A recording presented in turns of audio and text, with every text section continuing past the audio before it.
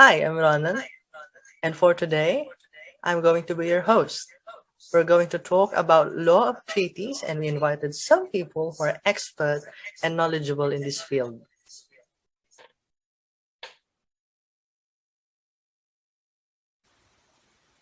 So, first thing off, let's talk about first what is the general definition, or what's the meaning itself of treaties? Yes, so treaties are written agreements between countries that establish reciprocal rights and obligations. They are one of the oldest ways of international relations and are regarded as a primary source of international law and are preferable to customary rules in that they require governments' affirmative consent. Okay. So, what's the history of it? What's its context? Like, when did it come into force, or what's the history behind it? Was approved on May 22, 1969, and it was opened for signature on May 23, 1969. So it was signed on May 23 on January 27, 1980. The convention came into force. There are now 114 states that have agreed to the BCLT. People in some countries that haven't signed the convention think that part of it are a statement of customary law and that they have to follow it, even though they haven't. Additionally, the Convention lays down some of the essential rules of contemporary international law. It asserts that a treaty is an international agreement between two or more states written and governed by international law. It also says that every state has the ability to make treaties. Even if they aren't party to the Treaty of Treaties, most countries consider it to be the most important one. It's well recognized as the authoritative guide for making and enforcing treaties. The treaty's binding nature is based on customary international law that agreements are binding and non-binding. They regulate the formation of agreements, their interpretations, and what occurs when an agreement is broken, just like contracts do. Conventions, pacts, charters, statutes, declarations, protocols, covenants, and exchanges of letters are all examples of international agreements covered by treaties. These concepts refer to the formation and development of formal agreements in which countries agree to act in a certain way or establish to develop a specific relationship with one another. A treaty can encompass various issues between countries because practically everything necessitates an international agreement to establish the essential operating circumstances. Okay, thank you for that.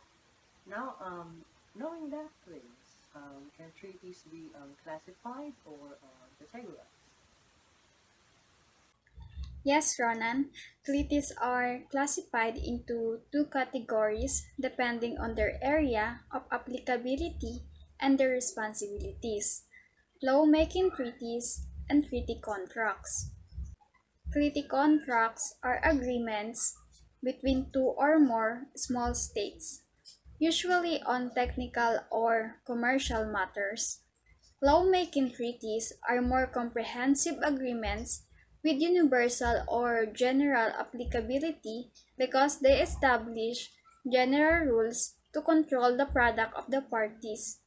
As a result, they have a direct impact on the content of international law.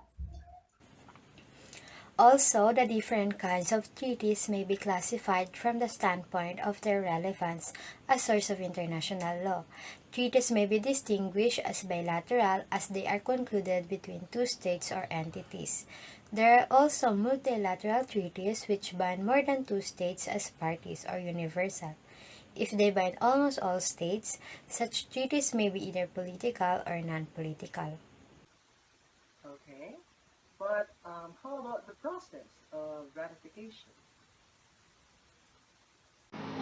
While governmental ratification gives treaties power, they only bind countries that sign them, and certain treaties such as the Vienna Convention on the Law of Treaties and the Convention on the Prevention of punishment of the crime of genocide, and the other parts of the United Nations Charter aim to establish a system that extends to non-parties. Such lawmaking courts necessitate the cooperation of many governments and may result in binding laws for everyone. In particular, when a large number of governments formally accept the content of treaties without becoming a party to them, the treaty will be regarded as a source of international law for non-signatory states as well. Many treaties, such as the Vienna Convention on Diplomatic Relations, mirror or codify existing customary practices.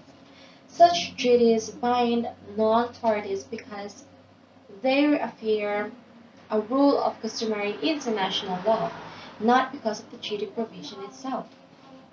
Like the Rome Statute of the International Criminal Court and the United Nations Charter, treaties may be constitutive since they establish an international organization and act as a constitution, establishing its power and responsibility. All right.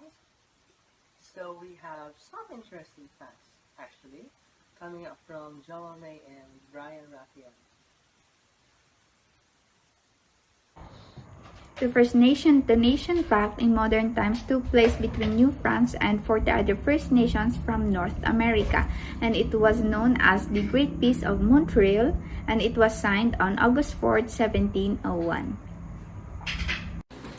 The second remarkable fact is that between 1762 and 1923, the British Empire negotiated more than 56 territorial treaties with the peoples of Australia, the United States, and Africa.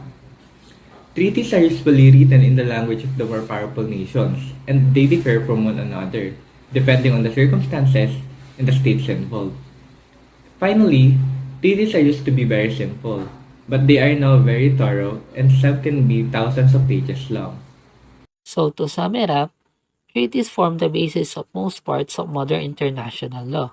They serve to satisfy a fundamental need of states to regulate by consent issues of common concern, and thus to bring stability into their mutual relations. The preamble of the BCLT itself emphasizes the fundamental role of treaties and especially the importance of treaties for developing peaceful cooperation. This fundamental importance of treaties proved to be a continuum, while the rules and procedures of treaty making as well as the contents of international agreements changed through the centuries.